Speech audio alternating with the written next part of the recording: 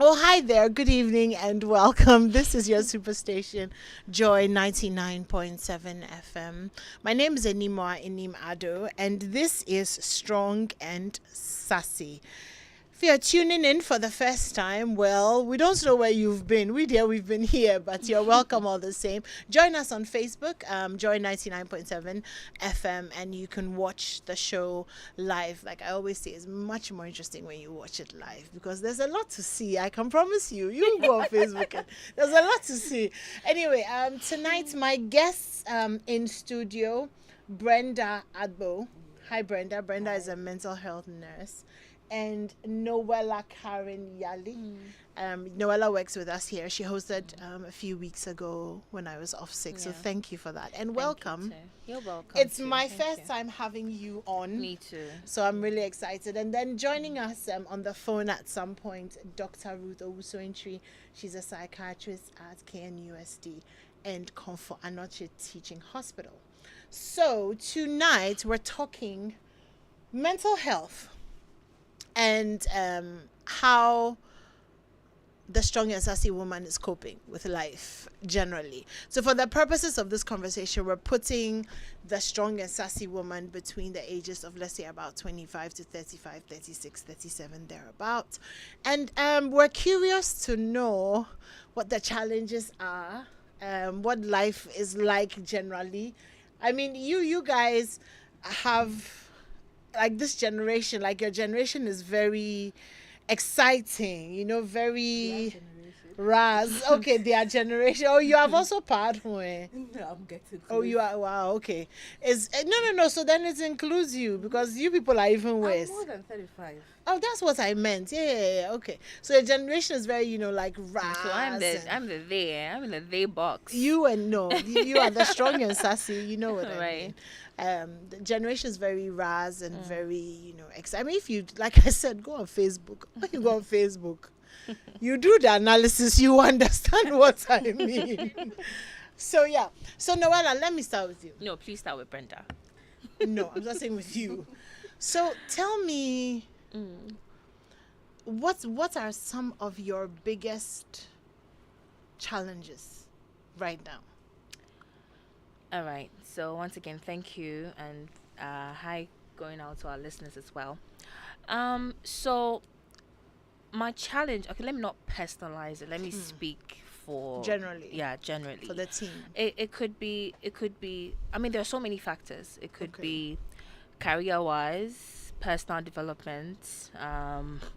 It could be life in itself and living it. Um, I, for one, I was fortunate enough to have a career Okay. before I turned 20. Oh, that's nice. Right. So at 25, I remember when I turned 25, I started, the way I thought, the way I perceived things changed, it shifted.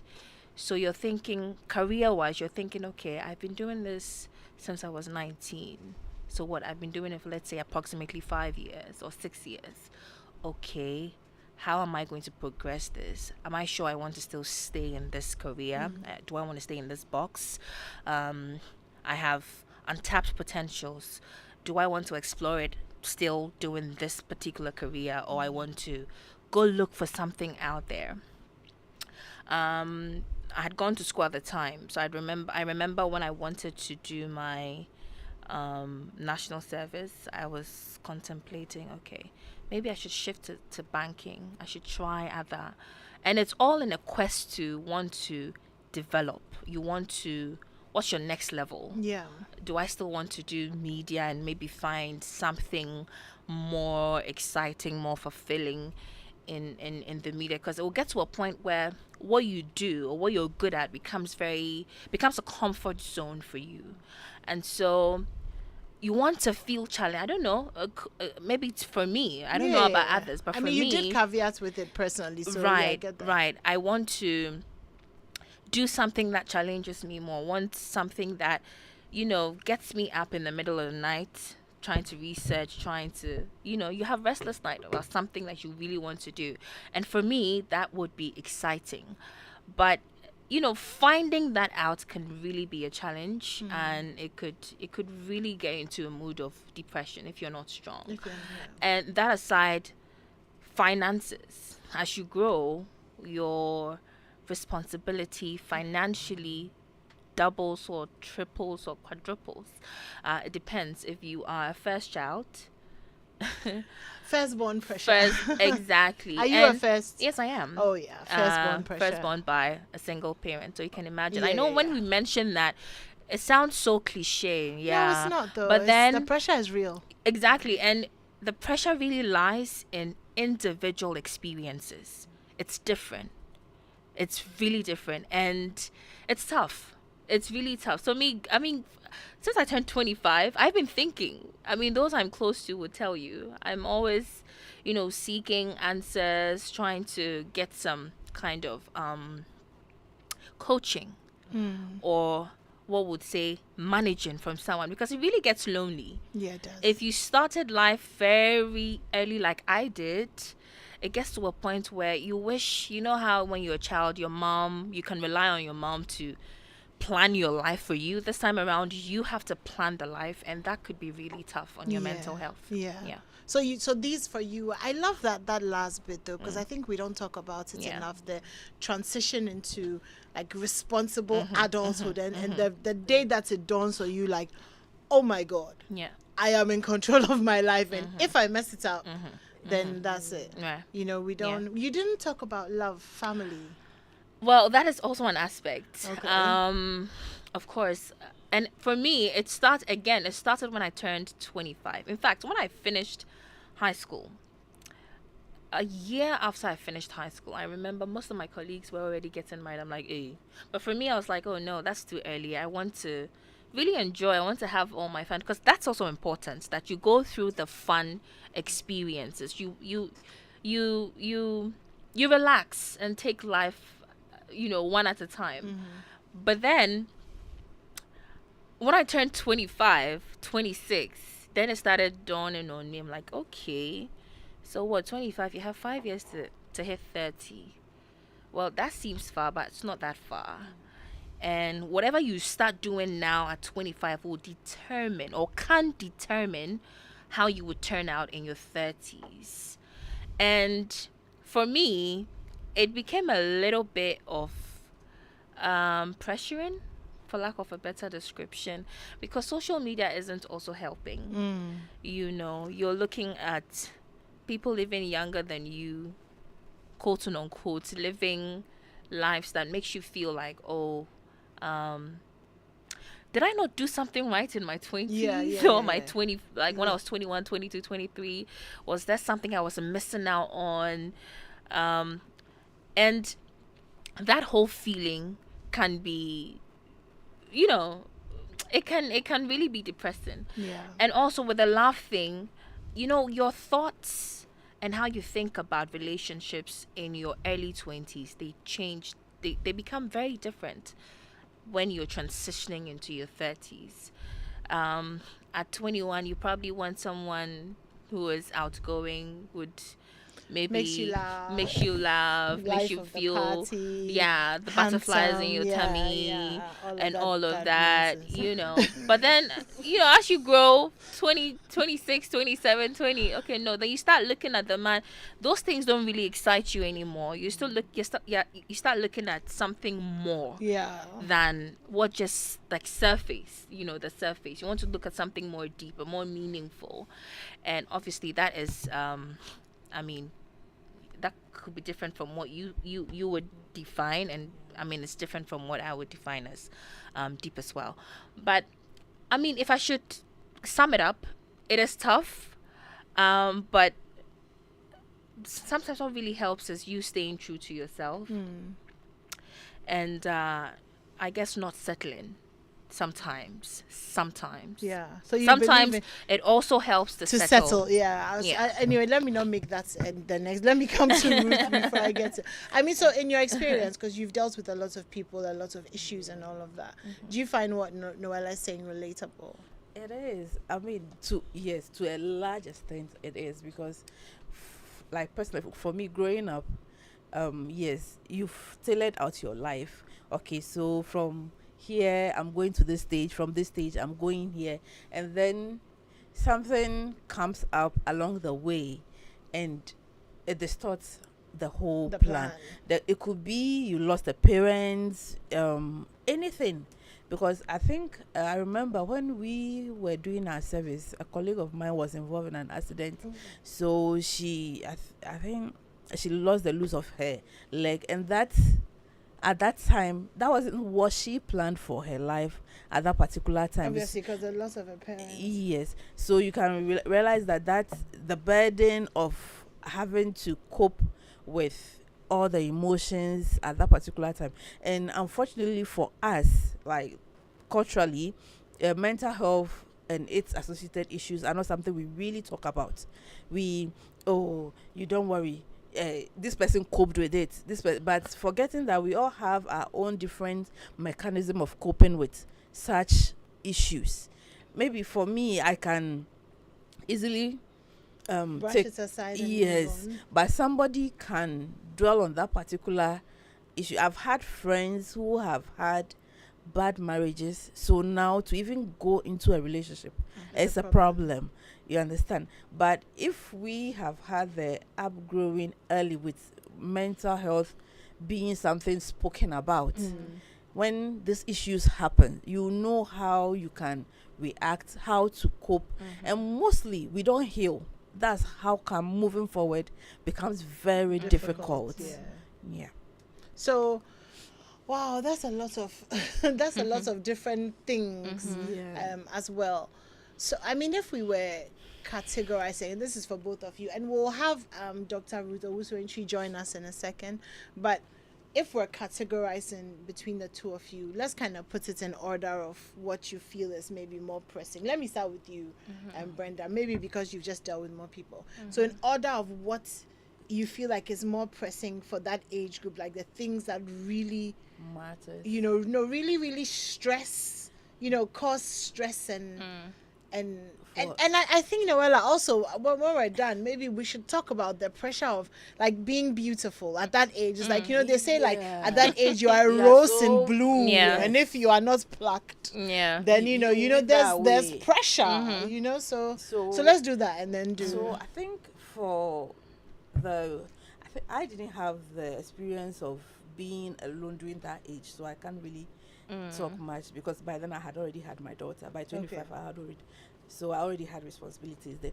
But I think, judging from what is happening and how these are young, upcoming, are putting so much pressure on themselves, I think it's a pressure they put on themselves. Because one, social media. You don't think society puts the pressure on them? Life in itself. Because if you're watching, for example, your child growing up from becoming a teenager to their 20s, it's not something that is inherent that at 21 they decide to put pressure on. You start seeing, social media, mommy, this person is doing this, or this So I person, want to these do people are this. traveling. But This it's not because your mommy wants you to. For me right now, for my daughter, the only pressure I put on you is learn. So when you learn, it's pressure. Yes, How I old know is she though? She's 16. Well, I mean, that's kind of the age for that. Yes. So are you learn. saying that as a mom, when she turns like 26, 27, you are not going to start asking her about relationships? No, I can ask, but I'm not going to put pressure on you that you are growing, so you need to. I think honestly, need I to- will. I think I will. I think I won't put pressure, but I think No, I'll start to I'd be rather concerned. prefer you build yourself up. Like have a standard. Let me put it that way. Although many people may disagree, but build yourself up, put yourself at a certain pedestal. And I believe, it's a belief I have, no matter where you place yourself, you get somebody who will match up to that standard. So as Noella said, you don't settle. So if I start, But sometimes to settle when you read the room. sometimes- yeah, you read the Yeah. room, you can settle. But my daughter is 25, she's not working, and we are trying to get a job. Then I tell you, go and get married, because So go look for a like rich man. look for a rich man, but I mean, what those are guarantee- what realistic. I'm Yeah, just trying to be But realistic. what guarantee do you have that that rich man will treat you right? Because there have been instances where people have gone into marriages with their father. The man is rich. The man is rich. Is he kind? The argument will be that you will be unhappy in life. So it's better to be unhappy in Dubai than to be No, happy it's- at. In as much That's a as real social question. media is telling us that, but look, trust me, it's better to be unhappy. Depression in Dubai is the same depression in Ghana. There's sweaty depression and there's air conditioning. No, depression. but the I was fact just that is, kidding. I No, know, but depression in Dubai is still the same. Yeah, You no, I know, get it. abuse in Dubai is the same as abuse in Ghana. So you don't say that because the man has money, you are not working, then let me settle for that. You are going to end up putting yourself. I'm not saying it's always go bad. Some people get lucky. The man is good. The man is kind. So I think I saw somewhere they say, in as much as you are looking for a good man, look for a kind man. Kindness is a big thing. Yes. So if the man is rich and kind, that's a plus. But imagine married to a narcissistic rich man. I don't think I want to. Oh, I don't. Yeah. I know. I guess. I get it. So it's less. Parents should ease it up. They should Yes. take their time. There was a time my mom was like, hey, won't you get married? And I'm like, I will. But until I find that person, I feel, look, this is the person I can be so vulnerable to that vulnerability will not be used against me. Until then, let me just be who I am, build myself. When I get there, the person will come, definitely. If it doesn't come, life still goes on. Okay. I mean, I get the mommy shouldn't pressurize kids bits, because sometimes in that position you feel like the whole world is too expectant of you. You know, the whole world is looking at you like, okay, what's next, what she's going to do next. And sometimes it really gets lonely being in that position, and the only person you would look up to for comfort is maybe your mom, if you're close to your mom, or your dad. And so if your mom, you get the feeling like, oh, my mom just joined the bandwagon or joined society, it becomes maybe too much depressing for you. So I can understand where she's coming from. But let me quickly also explain what I meant by don't settle. You know, sometimes you could be, for instance, you could be very intelligent, maybe a young lady, you're very sharp, you're smart, you know your stuff, and you've gone to school, you have all the qualification, and then you go look for a job and you feel like, oh, for what I am bringing on board, I deserve a 20,000 Ghana cedis a month kind of salary.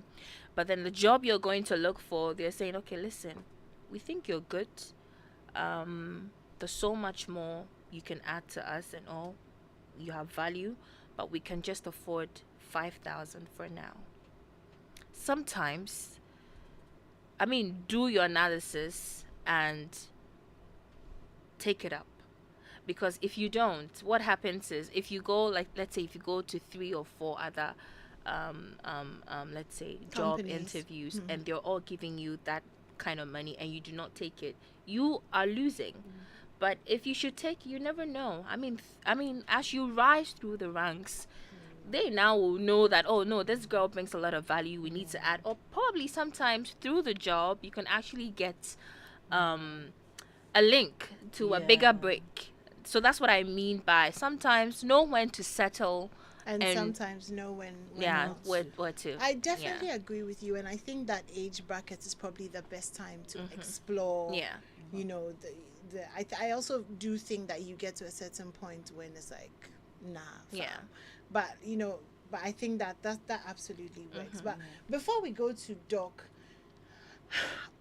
Noella, let's talk about beauty, the beauty industry, the beauty pressure.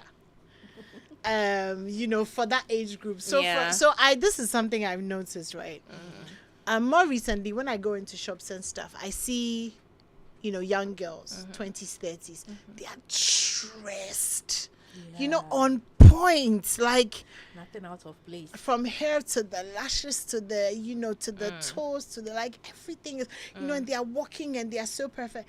And then obviously you look at those who are a little bit older and they are wearing their shorts and their chalewote, and it's like, Comfort. And exactly, comfort. But then it makes you realize that there's pressure. So I think the question first of all is, where is the pressure coming from? Social media.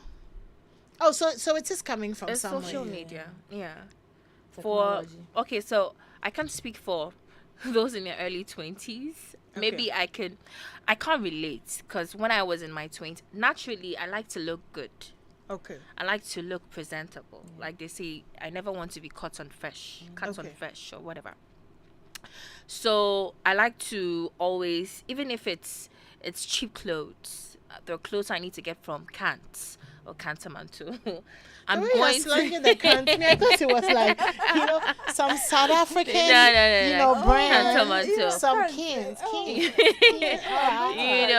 I'm going to accessorize it in a way that you'd see it. You'll probably be wearing a dress worth 5,000 cedis. I'll be wearing something that amounts to just 150 cedis, but you would be asking, oh, where did you get your clothes? It's all about how you package yourself, and you don't have to break a bank. But with social media now, there are some top designers that are in vogue. And so if you're a young lady and you know what's up, we are premium. There are certain brands you need to be wearing. Oh, where did you get your Cartier? Oh, I got mine in Dubai. Oh, it's $100,000. Oh, it's a whatever. That's like the in thing. So why Shebia? They say, no. So it's not the 25 CD Van Cleef at Medina Market that the girls are wearing. And they are wearing legends. Exactly. Yeah. Wow. So for me, I'd say it's social media. But listen, if you can't afford a Van Cleef, please go to Medina Market. No, but the imitation ones are also very nice. Oh, not even get something that is not branded. Oh, the imitation ones are nice. Like, you can't. No, but you see, what's your fake and swing? Yeah. What's your queen? But if like you said, if you're dressed really nicely, no one would even notice. No one even look out for designers and stuff. And how you carry yourself. Yeah. Somebody could wear sack clothes and rock it. Yeah. And somebody could wear a Versace, the big names, and it's like, I've seen so many people wear designers. Oh my God, and it looks really clumsy. Yeah. So really, for me, so the pressure is from social media. Yeah, the looking good pressure. How does it make you feel? Then it's like, is it like every single day you're like monitoring your social media? Like you have to find out, okay, what's this? I have to. Is it some sort of competition between? I don't know if the boys are feeling the pressure, because no, they also have their own pressures. Oh, right. But I think subconsciously, you might not intentionally decide that I want to feel the pressure, but then let's say you're a group of 5, 6, and then this person comes, this holiday I'm going to Dubai, I'm going here, and then you are still here, you can't even travel to Makola. Then you end up as like mentally it's like, hey, what is it that, like, I need to also happen. Now they say what I need to give. It's giving. It's giving class. It's giving. Yeah. So then you put that pressure on yourself. I mean, while you're coming from a very humble home like my own, whereby when you get your 3 square meals, you are good to go. Then now do people eat 3 times a day still? No, but I'm just okay. I'm just asking. I do twice a day actually. So then you put that unnecessary pressure, and then that's when you realize the girls end up doing things they are not even supposed to do, things that go way out of how they are even brought up. Yeah. To just to fit in that that cycle. So I think now we parents have to find a way to let our kids understand being content with what you have, and build yourself, and then you can have whatever you want to have. And it's all in the upbringing. It's really, I mean, my mom wasn't the richest woman on earth when I was growing. She did well for herself. She invested in me, my education, but every now and then she would have a pep talk with me. It got to a point in life where we lived in an environment that was very rowdy. The probability that I'd be influenced to join bad company and end Was up very high. terrible was high. But every now and then, not by caning, she would sit down with me and say, listen, this is all I have. I don't have much, and you know it. If you go and then you end up in bad company and you bring some rubbish home, you're going to have to deal with it yourself. And I mean, my mom was such that because I grew up with her for a long time before she gave birth to my other siblings, and so when she has money, we enjoy it together. And when she's broke, You suffer we together. suffer together. So I could relate, and I didn't like that situation for myself, and so there was also the want to also amount to something good. Yeah, I love that. Yeah. Right? Yeah. That sort of kept me measured in all the things that I would do. Sometimes the temptation is that you're young, your mind gets a bit, you want to be Your explore. blood is boiling. Exactly. There's vim. But there was always that thing she did, which is the pep talk. It stays. at every point where I feel like, okay, I am drifting, it becomes like a trigger. And I remember, I'm like, okay, what are you doing? Oh, mommy, So it's really in the upbringing. I think in this day of social media, parents, the onus is really on the parents to really shape or try at least, because you can't win the battle against social media. I mean, they're going to school, that is like a heavy Influences. influence and all of that. But you should at least try and give your all to ensure that you inculcate, some really good values into your kids that would shape them up. Yeah. All right. Well, joining us on Zoom is Dr. Ruth Owusu-Entry. She's a psychiatrist at KNUST and Komfo Anokye Teaching Hospital. We'll be talking to her in about 45 seconds. First, let's take a quick message from some of our friends. Dive into a new era of news consumption with myjoyonline.com, your go-to destination for cutting-edge journalism, giving you the most credible stories from business to politics and from sports to entertainment. Myjoyonline.com introduces an upgraded news website meticulously designed to empower you with an enriched browsing experience like never before. Experience the future of news browsing with myjoyonline.com. Welcome back. This is Strong and Sassy here in your superstation Joy 99.7 FM. My name is Animwaa Anim-Addo, and we're on until 8, so not very much longer. If you missed any parts of it, you can pop on Facebook and you'll find us there. So we're going to talk to Dr. Owusu-Entry now. Hello, Doc. Good evening, and thank you for being so patient with us. Hello, good evening. You're welcome. Thank you for your time once again. You're welcome. Thank you for having me. Oh, you're very welcome. So, Doc, I mean, you've heard us, go on about, we the young people, our issues and the things that we're dealing with. What's your professional outlook on, the things that are really a problem for, today's young up-and-coming woman? Yeah, so thank you. Very timely topic to discuss.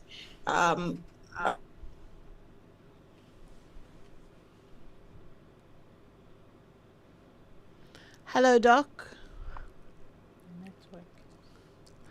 Okay, looks like we're having classified as the network. PEP month. So it's good we are talking about the mental health of the young and sassy woman. So around that age, you try to mention probably from 25, 30, 35, just from second to third decade of life. It's usually what we term as the decisive moment or the decisive decade for personal autonomy. Usually that is the age where people build and consolidate their social network. It is usually the period that people get married. It is the time that people build work skills and consolidate their financial status. And so it's almost as if this is a train at this particular time, or this is a bus at this particular time. And if you miss it, you're probably going to miss it for good, or it will be a long time until another bus gets your way again, because each bus is coming with another generation. Yeah. So if you miss that of your generation, it's going to be a problem. And so that inner struggle to make sure that around that age, I self-actualize. I am settled in life. I have married. Life is going on. If I want to have kids, I've started having my children. I'm financially sound and I am gainfully employed. It's an inner aspiration that everybody yearns to achieve. And invariably, it puts a lot of stress on a lot of people. And what has been studied across the world is that stress is the #1 risk factor for mental breakdown. Wow. And people struggle and stress themselves out. It will not be equal for everybody. Some have it very easy. Some are born into families that they are already family companies. So as soon as you complete school, it's almost as if, yes, your job is waiting for you. There is someone they have groomed up, you will marry and all that. But it is not like that for majority of the people. You are finishing school even with a first class and you're not sure when the next job is coming, when your next move or your next step is. Are you going to continue with masters and all that? So there's a lot of mental battle and struggle that goes on around the mid second to third decade of life. And that is the stress that push a lot of people around that time into mental breakdown. And if people are not coached and deliberately mentored around that time, many people struggle with depression, with anxiety disorder, especially. You are always on the edge. There's a fear of failing, there's a fear of belonging, being recognized and being part of the masses, being able to meet some standards you don't know who sets them, being able to belong. All that anxiety begin to pop up, and before you realize, you are in full-blown anxiety disorder or sometimes depression. When it is very severe, people progress into psychosis and all. And so the struggles, I think the struggles and the stresses around that time of the year is what precipitates a lot of mental breakdown in those people. So, Doc, also, we don't really, I mean, I'm hearing you talk about things like anxiety disorder and all these things, but they're not things that are like regularly talked about in our society. So, I mean, if there's, a young woman, listening to us, obviously maybe she feels a lot of things, but how do you know when what you're feeling has gone beyond, like just the normal worries and concerns that we all have, which are not necessarily threatening to our ability to function properly? So you said all of that in your submission. The first thing is to look out for whether what you are going through is affecting your ability to function.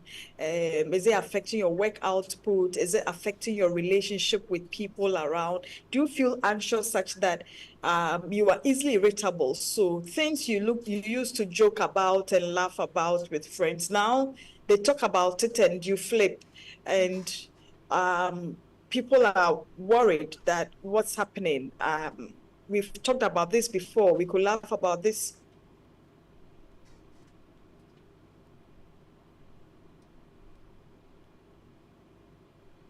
in the past, what happened now through, for you to know that it has gotten to the point where you actually need some placed attention or some attention. Assess yourself, do some introspection, and determine whether this is affecting some functioning or some aspect of your functioning.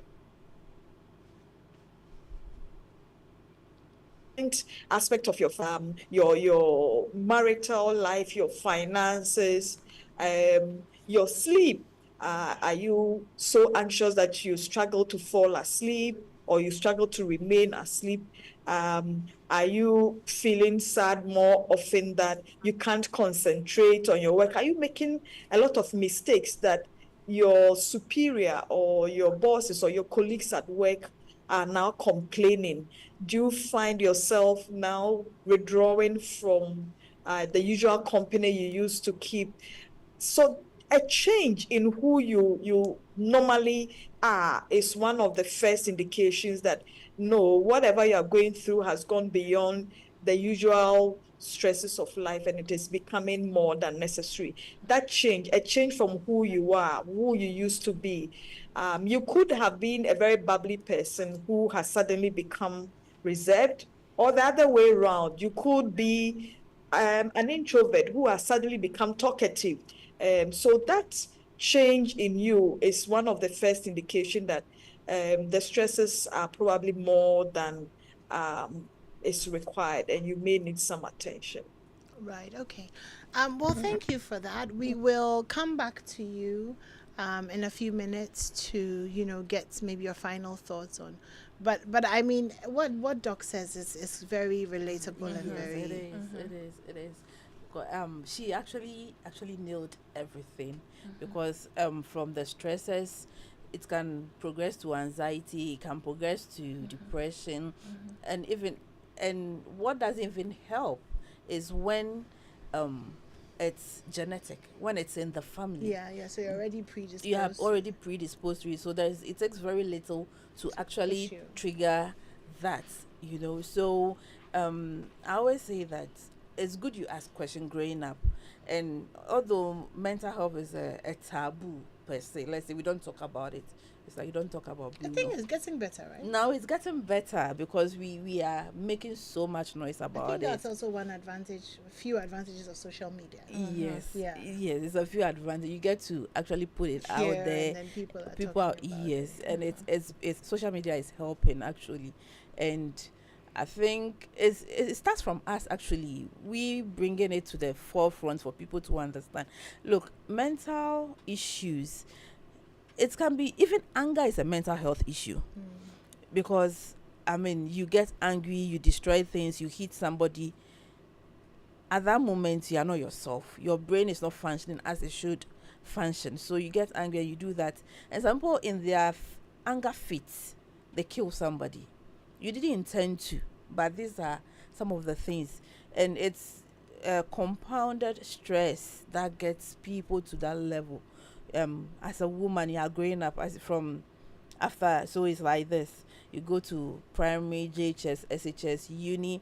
After uni, they're expecting that you should get a job. You are not getting a job. Or you're And going then to do your masters. so yes, then- and even not you don't even have the money to even go and do the masters.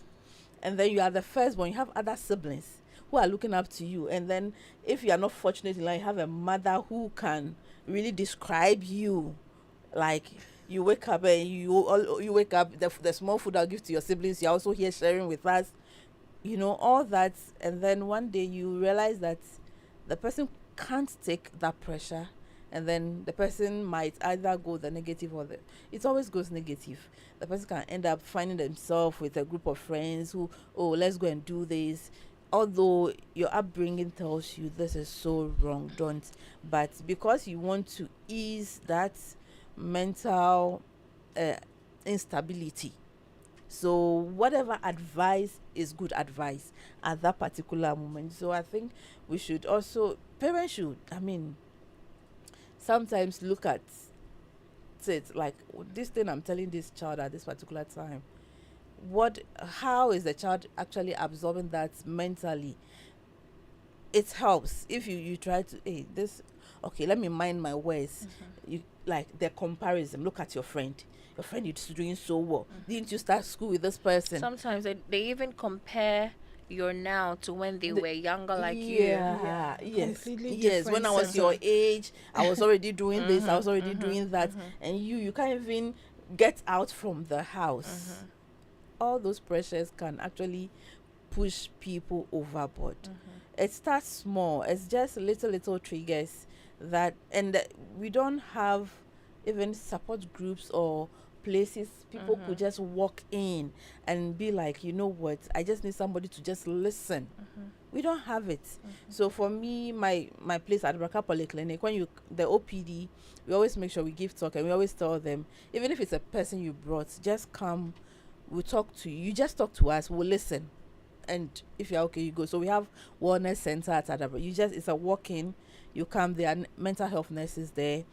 They'll give you the counseling you need and any other help you need. Sometimes it's just one needing to talk to someone who understands. Yes, that's all. But finding that person who understands is tough. You know, I know when people say, oh, if you're going through any mental health disorder, know that you're not an island. You know, you can talk to somebody. Unless the person is a professional, trust me, sometimes you would even call someone and pour your heart out, and then the response is like, my busy, you know. No. I think the worst one is after you finish pouring out your heart, they're like, yours cry is good, though. Right? Come and learn. Then they bombard you with. So they So completely invalidate what you're going. And so for me, like, not to cut you, I would advise, if you're going through any mental health, see a professional. Yes. Or if you're a Christian, a Bible believing Christian, turn to God, because the Bible has a way of comforting you. It has like you'd find the perfect words that would console you and make you feel better. And music helps a lot. Music is you know. If all those other ones doesn't help, See a professional. You should see a professional. You can walk to any hospital in Ghana that has a mental health unit. They have mental health nurses there, ready to listen. Sometimes you don't even need to even go for a folder. Just walk in and just say, I need somebody to talk to. Right. They will listen. They will listen and they will help. I have friends who call me to unburden. I listen. Naturally, I'm a good listener, so you talk. Whatever little advice I have, I would give you. I'll tell you, try this, try that, try that. Meanwhile, at that particular time, I might be dealing with something more, but I can't talk, because when you go and talk, you are in the health profession, you are in that field. So if you can really put yourself you know, so sometimes it's difficult for we the mental health nurses, and the stigma is equally not helping us. So people always think mental illnesses, depression, bipolar, schizophrenia, and all. We have eating disorders. It's a mental health issue. Insomnia is a mental health issue. Migraine is a mental health issue. Epilepsy is a mental health issue. I didn't know migraines were, because I have migraines. I didn't know it was a mental health issue. It's a mental health Mine issue. is insomnia. Oh yeah, that too. They are all they are all, but I'm sure your insomnia might be maybe from your work. Right. You're always working during the night, so the times you're not working in the night, you're not able to sleep. So sometimes our work can equally predispose us to these issues, and they are so subtle, so you might not really think that I need help, but if it continues, you get to the point and you realize that it's really affecting everything around you. It's so subtle. It's very, very subtle. So if you are the kind of person who doesn't even pay attention to yourself, you may not miss it. You miss it. All right. So we'll finish up with Doc in a second, but Noella, like we have like 9 minutes, but I really want us to talk about the dating scene. Like, what is the dating scene like out there? It's good and bad. Okay. In the sense that you can have 6 or up to 10 men on your tap. But out of those 10 men, the probability that 8 of them just want to smash is high. And just 2. And the probability that you'd find those 2 out of the 10, that's where the real struggle is. Because and the married men? It's also a thing. It's yeah. also a huge thing. Especially if you are somebody who has a lot of responsibility on your hands. Sometimes you don't even look out for dating, someone who's married and can maybe also well-to-do and can help. Sometimes you're looking for the help, but you start a conversation and the response to your conversation is like, yo, let's get it down. And then you get this, So it's also a very big thing out there. But yeah, the dating scene there, nyama, is very nyama. It is, eh? Very, very nyama. I won't lie to you. Because, like I was saying, the example I was making, the 10 people, they all would seem to be bringing your A game. They all But would it's for try a to, purpose. right? It's for a purpose. And so sometimes it helps when you're very discerning. Yeah. It's okay to go through the bad experiences too, but while you go through it, learn, and then be discerning. Listen, pay attention. Whoever who's talking to you, if you're very discerning, sometimes you can make them out and know Oh yeah, that people okay. give themselves away. all Yeah. the time, Yeah, but I think if for me, if your action don't go with your words, that's it. For Yeah. Yeah, me. but with the players and with those who know what they are They- doing, the actions will There go are with men the out way. there who Yeah. would actually pick Yeah. you and say, "This girl, I she's must- my project. Yeah, I'm so going 3 to months, budget. I'm all your, yeah. Yeah, I'm budgeting for this me, for her." If you Yeah. approach me, the first question I'm asking you is, are we doing this for fun or we are doing it the long haul? Don't even ask the question. Just watch him. Oh, some Because of them- definitely me, he will some of say them- for the long haul. Yeah. Yeah, some will say, but you see, there's a way the person will say for the long haul. You know that that's one. It's not it. Hey, but then you are spirits. Yeah. No, because for me, like I'm very, very yes, life has actually dealt me a few. So when the person is coming, already I'm on the You can defensive. spot the BS from a long Yeah. So when way. you start it and you start the hey beautiful, I'm like, Yeah. Master, let's cut to the chase. Put your cards out there. Let me put mine. I And think we- I don't know if it is realistic to ask somebody if they are here for the long haul or not. Because relax, because let's be realistic. When a Yeah. man sees you, he's looking at what he is seeing. Yeah. Yes, not So what I is in feel your like brains. to ask a man, are you here for the long haul or for fun? I mean, what answer are you really expecting? I Because think I feel relax. Because I feel like, how do you meet someone? There's a few instances that you meet someone and you know this is love at first sight. But until you get to know someone, and also, why would I wouldn't ask you, are you here for fun or for the long haul? Because maybe I would get to know you and not want you for the long haul, you know, or maybe I So would want you what to the for question fun. is not So from when you meet like first date, second date. that's bro. Uh-huh. That's what you say. Yeah. So what I mean, it's not just like I meet you today and you tell me Yeah. no. You After- said the first thing I ask when I meet is not is so it for when I the mean- long when I haul? mean okay, so I didn't put myself. Ah, low. so you I did- did- okay. Yes, Yeah. I don't mean that when I meet you today. When I meet you today, I don't know you. Yeah, so that's the I point that I was can't. making, Yes, yeah. but I need after at least some people will come. Oh, let's be friends. But the way the conversation the person is having with you, the way the conversation is going with you, you realize that this is not let's be friends conversation. Meanwhile, the person is not even coming out to come and tell you that this is what I want. This is what I am out for. They are rapping you more pesado. So for me, I really, I mean, rapping I do doesn't work less for me talking clearly. and And more more watching. watching. Yes. I would investigate you, Of and I'm course. very intuitive. Yeah. I pay yeah. attention to details, so it course. could. I mean, sometimes the answer lies on his social media, the kind of people he follows. Yeah. It will let you know. Okay, I do this that too. The guy- following, because some people, the people that Yeah. they follow. Yeah. Anyways, let's finish with Doc on the phone. Doc, so just you're taking our last few minutes. So just your final words and like what you think, how you think we should cope with life generally. Yes, thank you. So I think we should be kind to each other. When you have seen someone or you have met someone in the day who is probably having a bad day, has treated you in a bad way or a nasty way, what helps you yourself is to, for instance, try and make an excuse for the person rather than taking it to heart. That someone snubbed you or was snobbish, was rude to you, was irritable or something.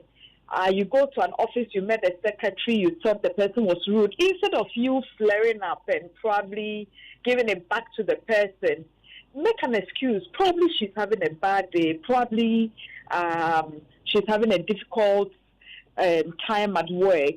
And be kind. Forgive the person and walk away, or if you can help the person, because people are dealing with issues.